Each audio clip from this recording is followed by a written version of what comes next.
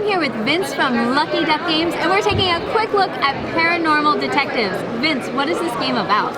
So Paranormal Detective start like Mysterium in a way that one player just died, but the parallel stops here because that person is going to actually be given an entire story that explains who they are, how they died, why they died, where they died, how, and the weapon. The ghost cannot speak, but he has to have a detective figure it out. The game is competitive, so we're not trying to cooperatively figure out how this happened. We're all in competition to be the first detective to figure out what happened to that person. The way the game plays is very simple. Each player has a deck of interaction cards. So basically ways for the ghost to answer. During my turn, as a detective, I can ask any question, any open question, yet the answer will be limited by the card I'm using. So for example, I'm asking a question, ghost, how did you die? And I'm giving this card. This card says the ghost does a pantomime max 3 seconds. So it means that the ghost has to try to mime how he died. So that's when it works. But for example, you have other card like the ghost plays up to 3 tarot cards, and those are actually tarot cards. So they are very cryptic. They are not going to show you like very modern things or very specific things.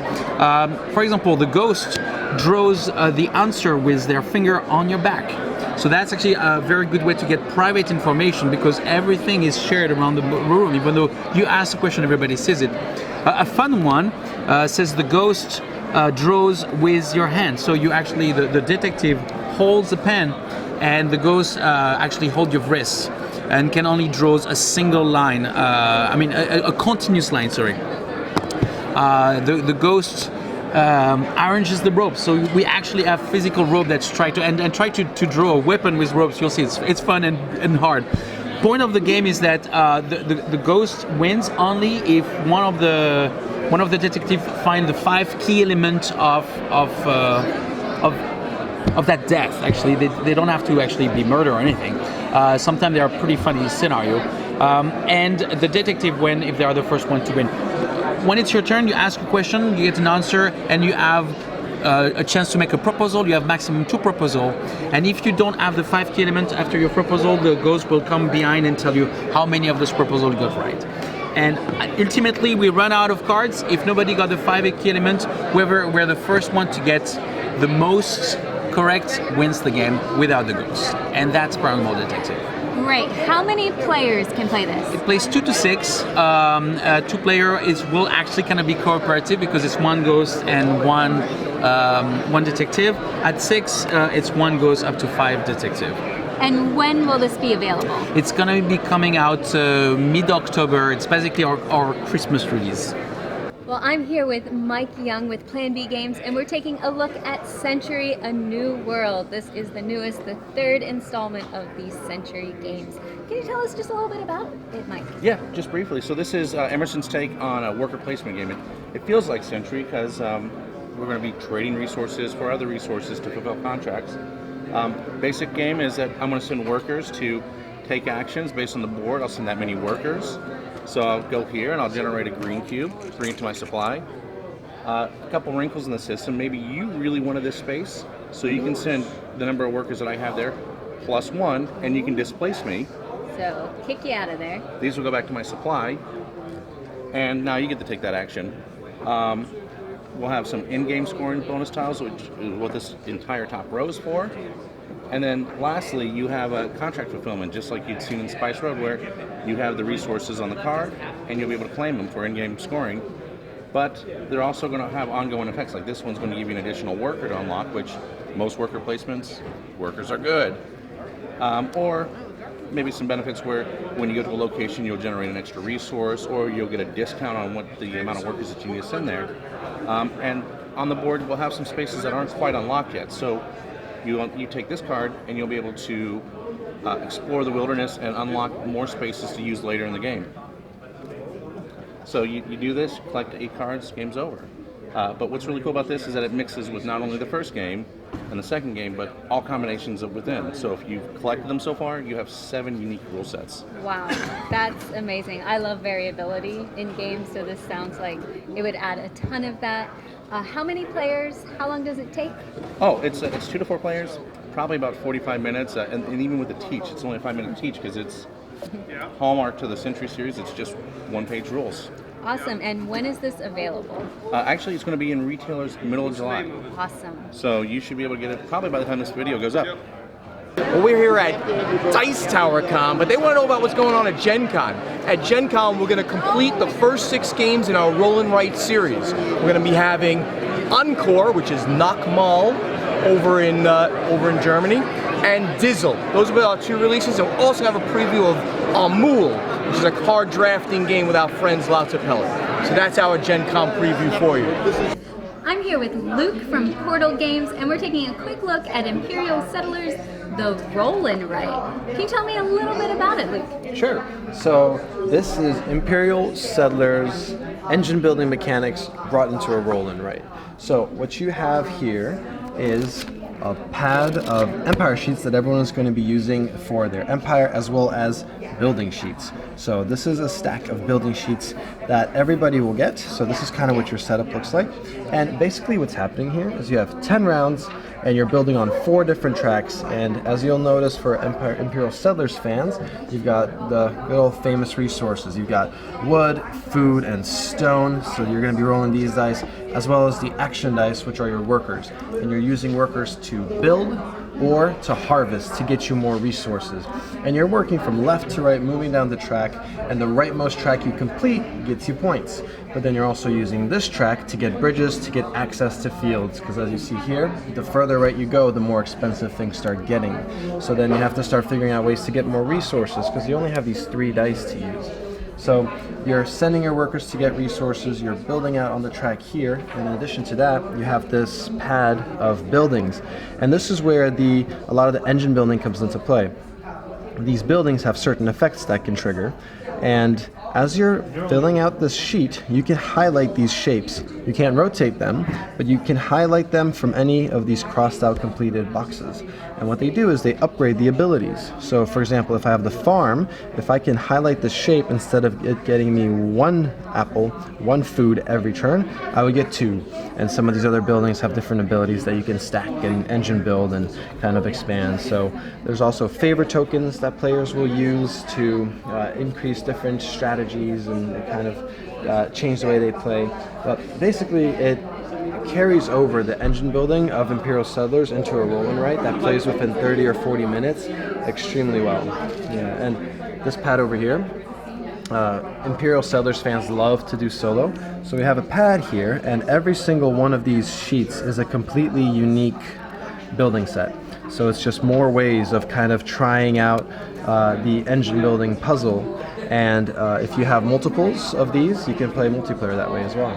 Okay, and so this is available now, so you all can get this if this sounds good. And how many players, is this one of them that you can play as many as you want, or is there a suggested player range? No, the suggested player range is 1 to 4. So you can play 5, 6, but really for the balance and for the way the game works best, we say 1 to 4. Just wanted to give a quick shout out to Pret-a-Porter from Portal Games, which is on Kickstarter now. Kevin has a preview video of this if you're interested in this worker placement, resource management game set in the fashion industry.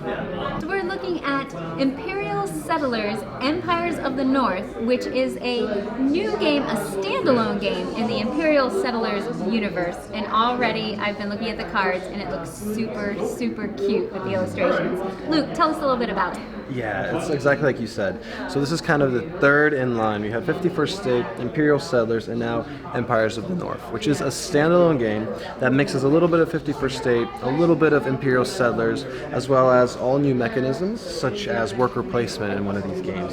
And it's a completely standalone game that plays very, very differently. So right from the bat, you only have faction cards, decks. You don't have a common deck, and you don't have deck building. You have 6 factions within the base game, and each one of these factions plays completely different.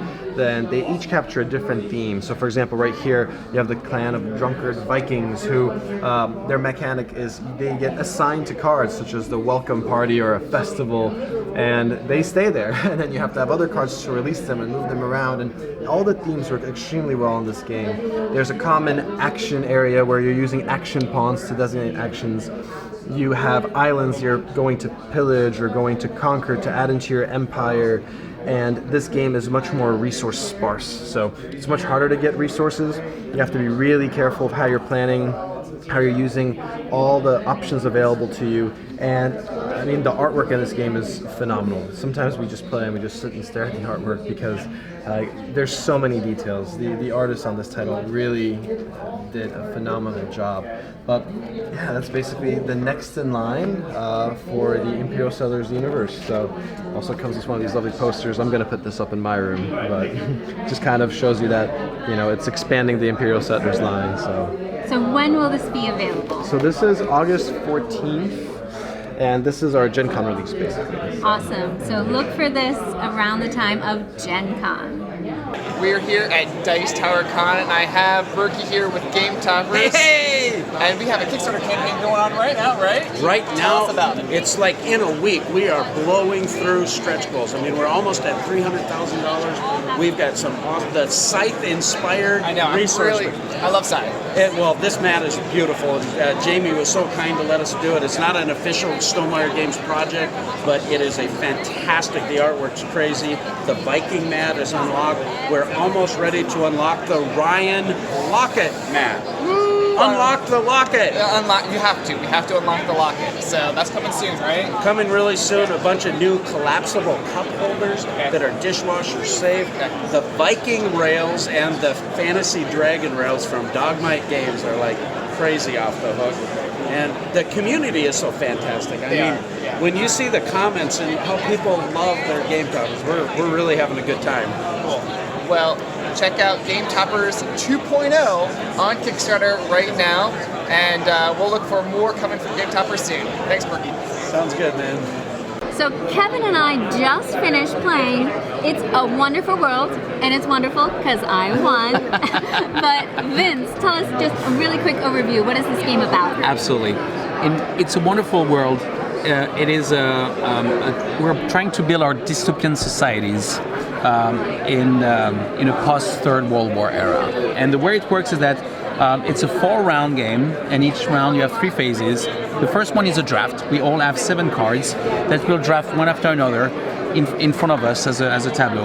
And after that, we're going to basically build those cards. Those cards are nothing more than buildings for our society, financial center, unknown technology, researcher, etc., etc. The cards are multiple use cards. So on the top left here is the cost of a card in order to build it into your society. But after this draft phase, you have this building phase where you can do 2 things. Either keep a card in your tableau to try to build it, or you can recycle that card into an immediate resource. So let's say that I would recycle that card, I will discard it and get immediately, because it is a gray token. I could immediately put it on a token of one of the building I'm trying to build. And the third phase is a production phase. And during the production, we all have asymmetric start.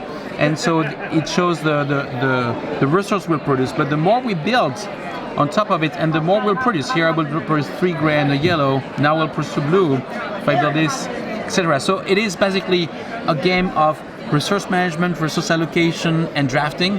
It's very short, very snappy, yet it makes you think a lot, because you have to plan what you want to recycle versus what you want to keep, and try to optimize so that the production happen in the right sequential terms. So it's a wonderful world. Yeah, and this game will come out soon. Basically, we're just waiting for now for La Boîte à Jeux to release the game to their Kickstarter backers, and as soon as this is done, this will be in retail in the US. Thank you so much. I'm here with Hunter with Pandasaurus Games, and we're taking a quick look at Passtally. What's it all about? Yeah, so Passtally is a tile-laying game where you're trying to build routes. We have it set up in a 2-player configuration. It's a 2 to 4-player game, or excuse me, 2 to 3-player game. It's a weird player count. I always forget that. So what you're trying to do is you have a player color, and you're trying to connect your routes from your pieces to your other pieces by following the white lines. On a turn, you're going to take 2 actions. We have it set up kind of mid-game here. The 2 actions you can take are placing tiles or moving your piece on the outside of the board. Every time you move your piece, you can move up to 2 spots. And when you place tiles, you can put them anywhere. They just have to match up where the white lines meet the white lines. You can't do anything weird diagonal like that. And you can stack them as well, which will help you in the scoring. If you stack them, they have to overlap at least 2 tiles. They can't just overlap 1 or hang off or anything weird like that. So for example, we have, say it's this setup here. If you follow the routes, this one is kind of going around, doing some weird stuff, but it's kind of going off into nothing. This is going into another piece, but these 2 are connected. So for my 2 actions, I could do something like, maybe if I want to make this one connect somehow, it's connected there. So let's try to make that turn in here. So now those 2 are going to be connected. And since these are already connected, I'm going to try to increase my score by placing another tile in between them. The key here is that the more tiles you go through, the more points you're going to score. So you want to cross through as many tiles as possible and as high as possible. So when you look, once you've done your 2 actions, you'll check and see if you've scored any passes. Passes are going through tiles and how high they are. So this is going through 1, 2. This one's going through 1, 2, 3 because it's a height of 2. So it's 1, 2, 3. 4, 5, 6. So 2 plus 6 is 8 passes. You just check on this little chart thing. It'll tell you how many points you get for that. It scales a little bit, so that 8 passes would be 4 points for per point. And then the next player does the same thing. When they move your token, you can move it up to 2 diamonds anywhere on the board. You'll just skip the intervening pieces. So once you pretty much the first few turns, you're building up the tiles. After that, people start moving the tokens around. So it gets pretty thinky, but it still takes about 45 minutes to play. Nothing too long. We are at Dice Tower Con still, and we have Derek here with Skybound and Druid City Games, and he's got this cool game in front of us. We did a playthrough of it, but tell us a little bit about Grimm Masquerade. Yeah, so Grimm Masquerade here is our release, a soft release here at Dice Tower Convention ahead of our retail release at the end of July, August timeframe. So if you'll be at Gen Con, make sure you come to the booth and check out the Grimm Masquerade. Now, the Grimm Masquerade is a hidden identity deduction game. You are attempting to unmask the fellow players at the table in order to score rose tokens, which are the victory points in the game. Game lasts 3 rounds. Player with the most roses wins. So, one of the cool things of the game is the theme, the illustrations behind it. It's got this, Beauty and the Beast and different fairy tales. Yeah, so this is in our Grimm world, right? We had Grimm Forest, which is illustrated by the Cuddingtons. Right. Again, illustrated by the Cuddingtons with Grimm Masquerade. And this is a standalone game. This is not an expansion to Grimm Forest. It is a standalone game for 2 to 5 players. And yeah, you have people like Rumpelstiltskin. You have Hansel and Red Riding Hood. And these are the characters that you're coming to the Beast's Ball. You know who you are, but your opponents don't.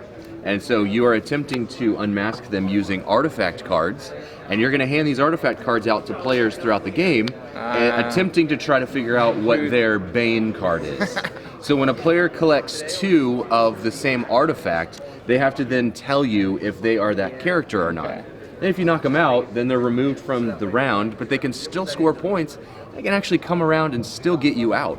Very cool. So Grimm Masquerade is available here, but also at Gen Con? It'll be available at Gen Con. You can actually pre-order from our website. Okay. And if you pre-order, you get a really cool big bad wolf pin. This guy right here. Very cool. Yeah. I'm with Mike, and we're looking at Era, which is designed by Matt Leacock, and this has some awesome pieces in it. Mike, can you give us just a quick overview? Yeah, so everyone's heard of roll and writes, I'm sure.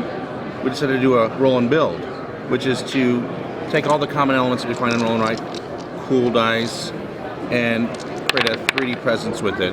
This is a resource management game, but it's also a kind of a city builder or an estate builder. With my dice, I'm going to get a customized dice pool. My dice pool is going to be different than yours, and with that, I'm going to craft my strategy to build the best city possible. with the resources, I'll buy new and different buildings that give me special abilities or new dice to add to my pool in an effort to just be the best lord of the land. Awesome. And this plays how many people and about how long? It goes, actually, there's a solo play mode in there, but it goes 1 to 4, and average game length is about 45 minutes.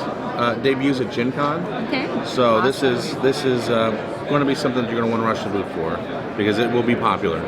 Hello everybody, we are at Dice Tower 2019.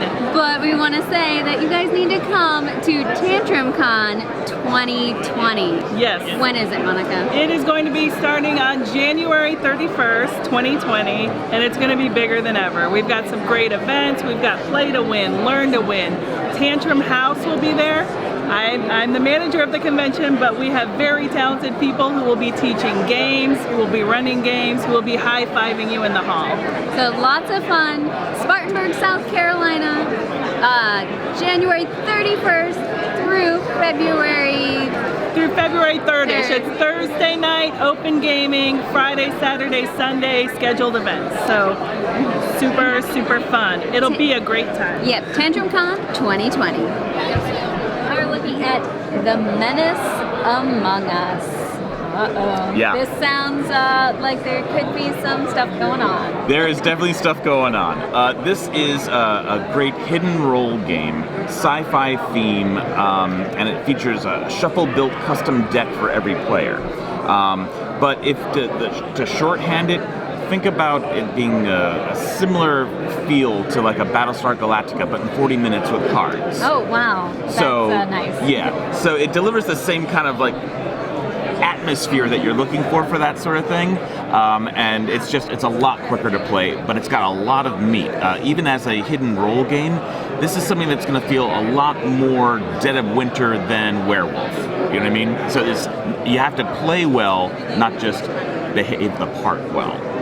Yeah. And there's this cardboard gun. How does that feature into the game? Well, so this is the voting pistol, but we will get to that. Okay. So Awesome. now, so basically, our ship is in deep trouble. The engines are dead. There's no energy left in them. We have only limited air on board. So as a loyal crew member, we need to raise the energy up before we suffocate to death. Yes, that would be a good thing to Yes. do. However, the Menace players who have sabotaged the ship want to do everything but that. So they're trying to just eliminate us, either by suffocation or just physically destroying us. And they look just like the rest of the crew. They're imitating us. So, as I mentioned, it does feature shuffle building. So what's going to happen is you are going to choose an agenda deck. And that's at random. You won't know what you're getting.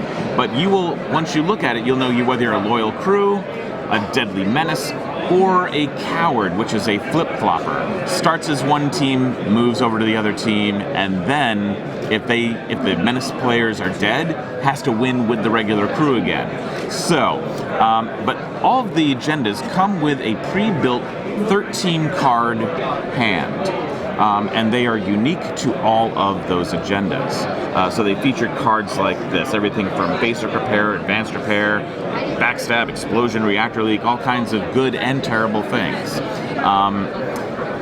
Importantly, it will tell you what your main goal is. Your team goal is either save the ship, destroy the ship, but you also have a personal goal. And some of them feel a little counterintuitive. So for example, the Vengeant, he's a loyal crew member, but before the end of the game, somebody at the table needs to die.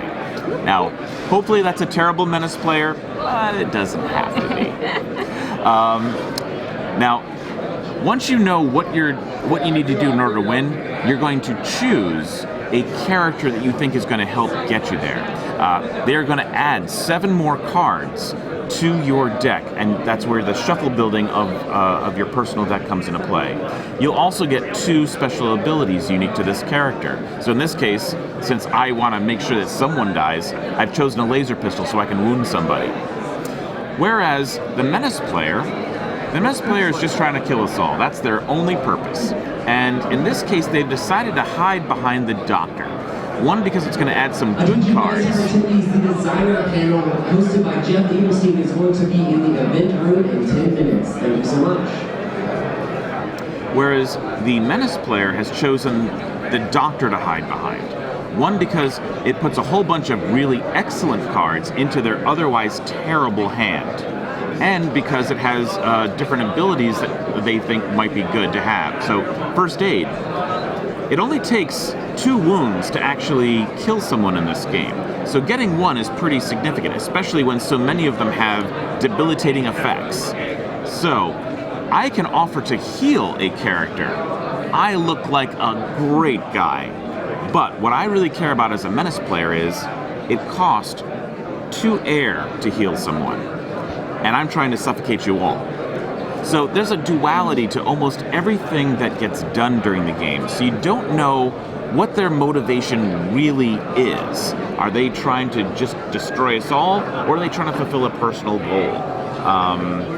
So it gets very meaty. It's really it creates a lot of interesting dynamics. And of course, if you at one point you really feel like, all right, I think it's pretty clear you are the Menace.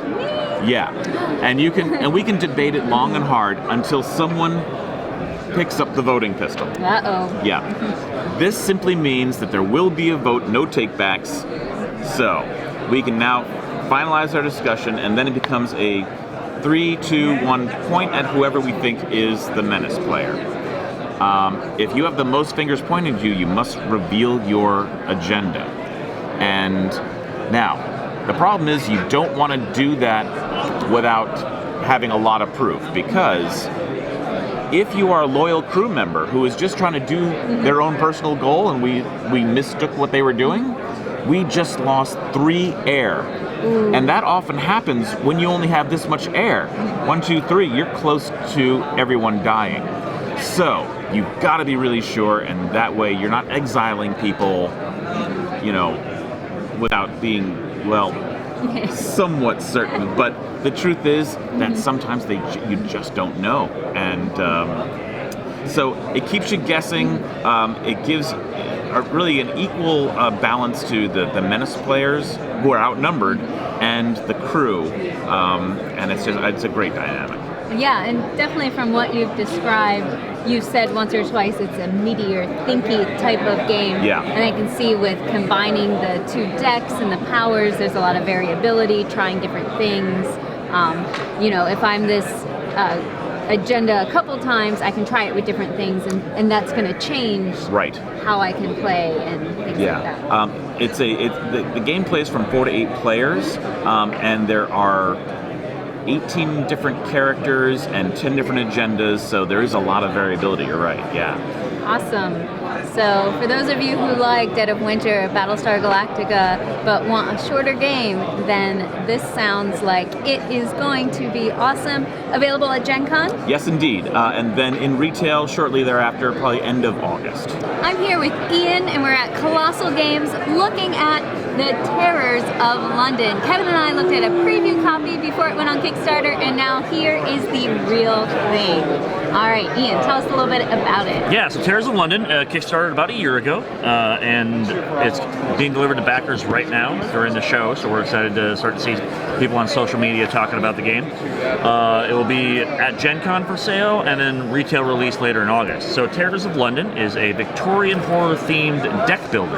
And if you're familiar with the deck builder, you start with a base set of cards. You're going to be purchasing new cards to add to your deck, trying to thin out cards that you no longer have a use for, and either deal damage or get to a certain amount of points for your opponent. So in this particular deck builder, each player will take on the role of a overlord, and there are 4 main factions of the game. So right now you are Lilith, the mortal champion, vampire hunter of the mortal faction. I am playing as Azazel, the demon master of evil overlord of the spirit faction.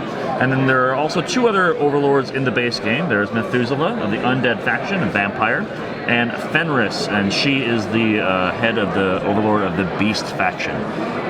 So each deck is comprised of some starter cards, as I mentioned. You have 5 Fanatics, which each offer 1 power, and the power is typically used to deal damage directly to the opponent, but there are other uses for it in the game. For example, Fenris's Overlord ability can spend power to purchase monsters from the street. And then you have your cultists, which are your base income. They grant you coins so that you can spend on monsters in the street. Also, when you're building your deck, you will have 4 Overlord cards to choose from, and you will pick 2 of them. And they will offer you a base ability for Azazel's, the ones that I've chosen. Each offer me 1 coin here.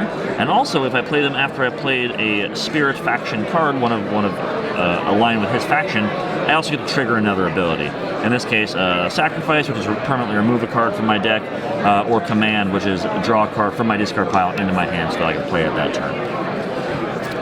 Each Overlord has a unique ability. Lilith's ability is fairly powerful.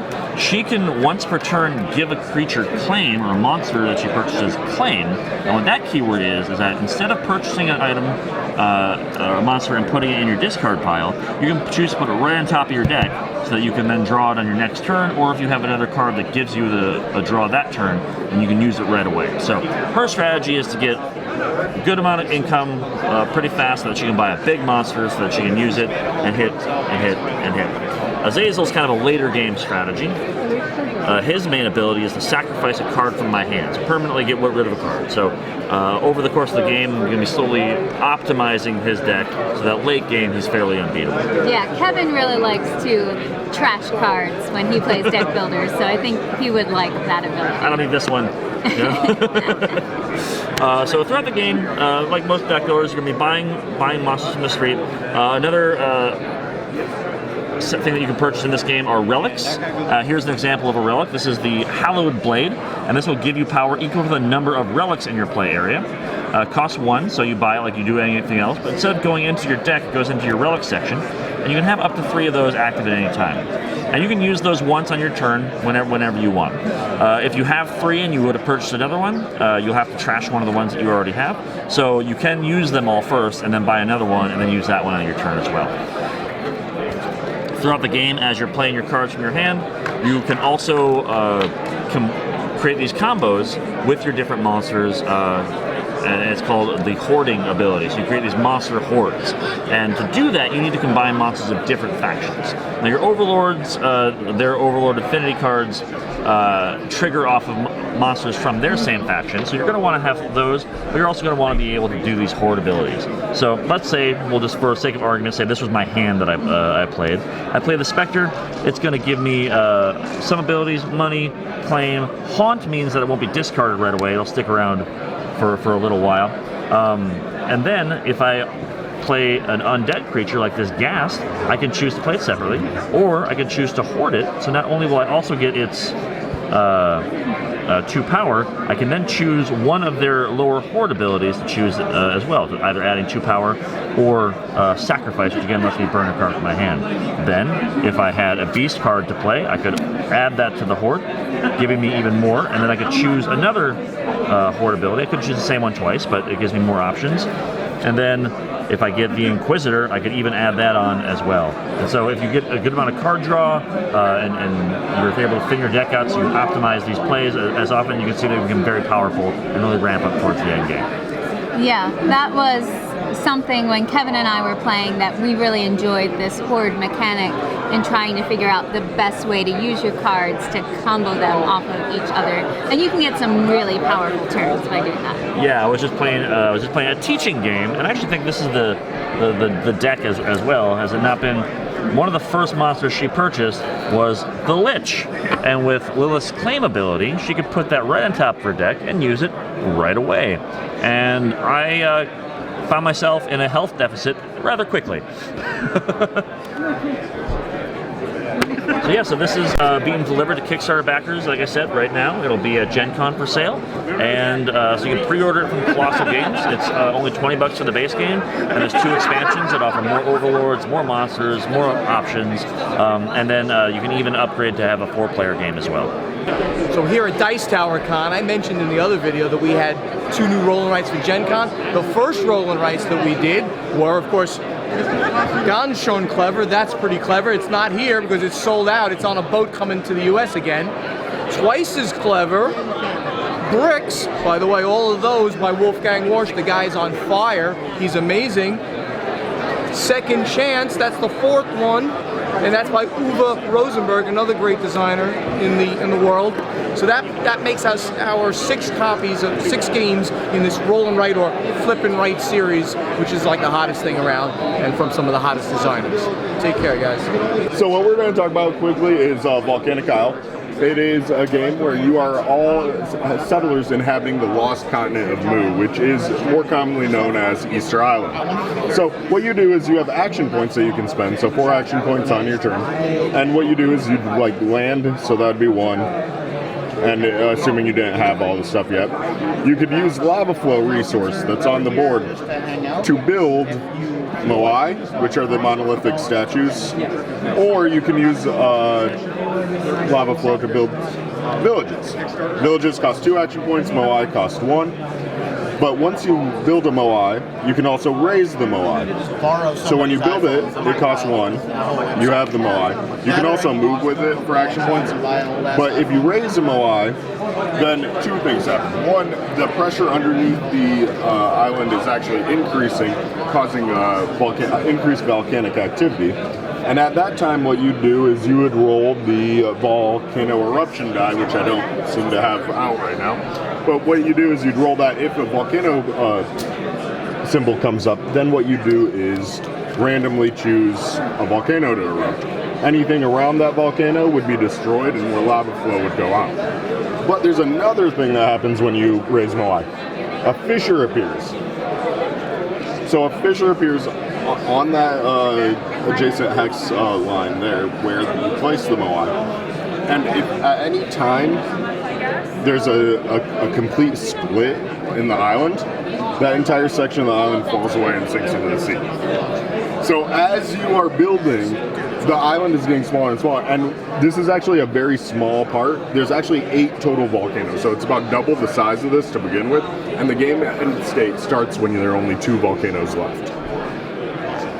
So that one's coming out later this year. We also have our Gen Con pre-release that we've been talking about, Dragonscales, here at the show. It's a 3 to 5 player, very loosely aligned. So basically what you're doing is you are villains. You're all formidable villains in your own sense.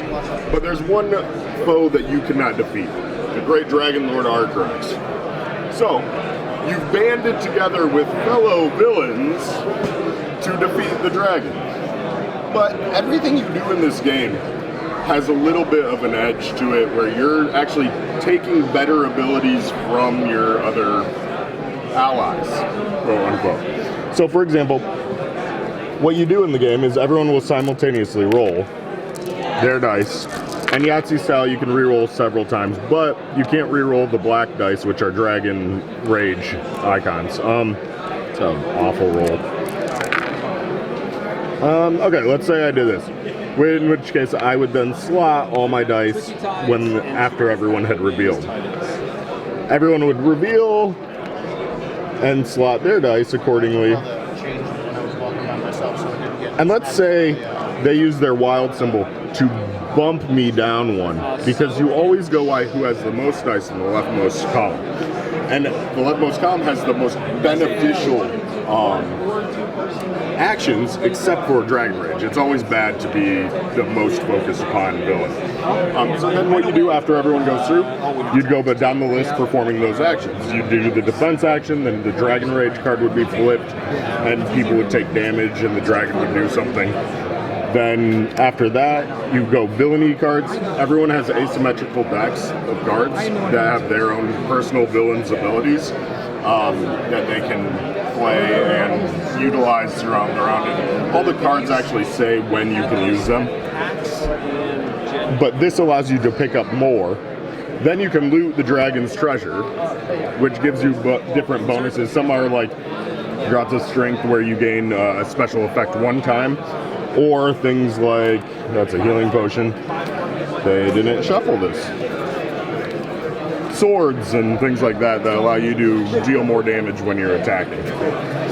Then you go to attack action. Attack action is similar to the dice rolling, but you roll these attack dice that have Dragon Rage, misses, or swords. You deal damage to the heads of the dragon, so you get to pick which one of the 3 heads of the dragon you're actually attacking. And then the end condition. So the end condition of the game is when either the dragon has been slain, all 3 heads, or if someone runs away and reaches the exit to leave everyone to die. So those are the 2 end states, and based on which end state is triggered, different wards and penalties are awarded then. So people will get like dragon head trophies if they slay the dragon, or they'll get things like coward penalty for being the furthest towards the exit. Or like unlikewise, you could be the people that get a penalty because they were fighting the dragon and left when the other person leaves. And this is coming out in September as well. So we'll have a Gen Con pre-release followed by Dragonscales coming out retail in September. Perfect. I'm here with Kurt, and we are looking at Shobu with Smirk and Laughter Games.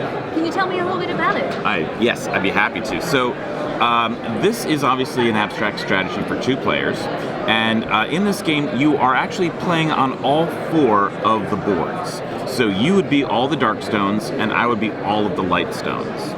The object is very simple. You're just trying to remove all your opponent's stones from 1 out of the 4 boards. You're going to do that eventually by shoving stones off of the edges. And the way that you'll do that is, on your turn, you have a 2-part move. The first is a passive or a setup move. 1 or 2 spaces in any unblocked direction. So, for example, here. Now, your second move is actually the move that can eventually shove stones off the board. And it has to exactly match this move on one of the opposite color boards. So, I could move here, or I could move there, both one diagonal. Alright, so now I'm going to flash forward past your turn, just so I can get to the fun part here. Alright, so now, passive move. 1, 2 forward. Opposite colored boards, 2 forward. 1, 2 removes a stone. So now you're taking a look and you say, oh, you've got some great areas to conquer here. So let's say you want to move this stone off. Right, opposite colored board, you have the move, therefore, over it goes. The only thing you can't do is you can't push a double stone that forms a block. That's the entire rule set. And what's really amazing about this is that it starts off as easy as checkers, and then about halfway through the game, let's say 10 minutes in, you realize, oh wait, this is more like 3-dimensional chess. I'm with Mike with Plan B Games, and we're taking a quick look at Tuki. Is that how it's pronounced? Yeah, exactly. So this is our next move line. If you played Azul, you played Stained Glass of Sintra, you played Reef. This is that just slightly abstract, like slightly themed abstract line. And this one, we've been building Inuit statues, which the plural is oh gosh, we've abbreviated to Tuki to make it fun and cute. So I'll tell you the rules of the game though.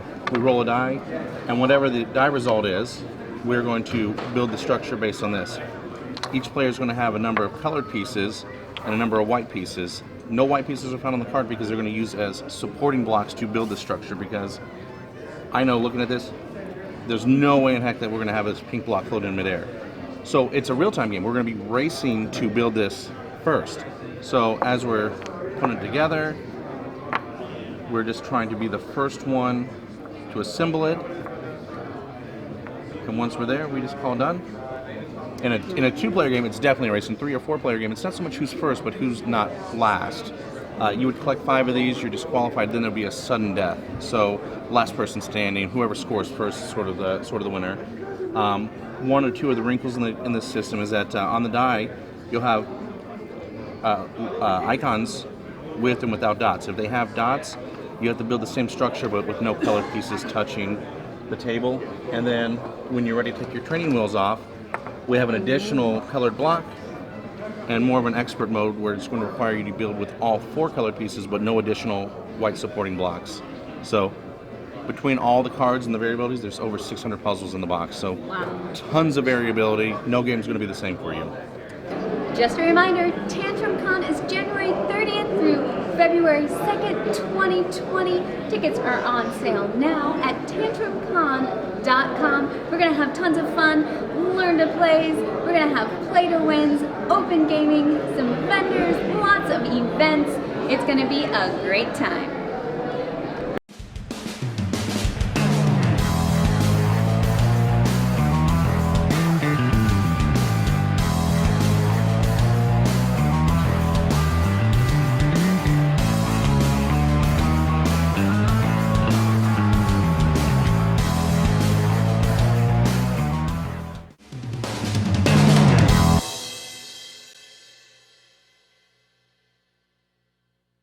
You're whenever you're ready, Sven. You guys look great. You're ready whenever you're ready, Mel.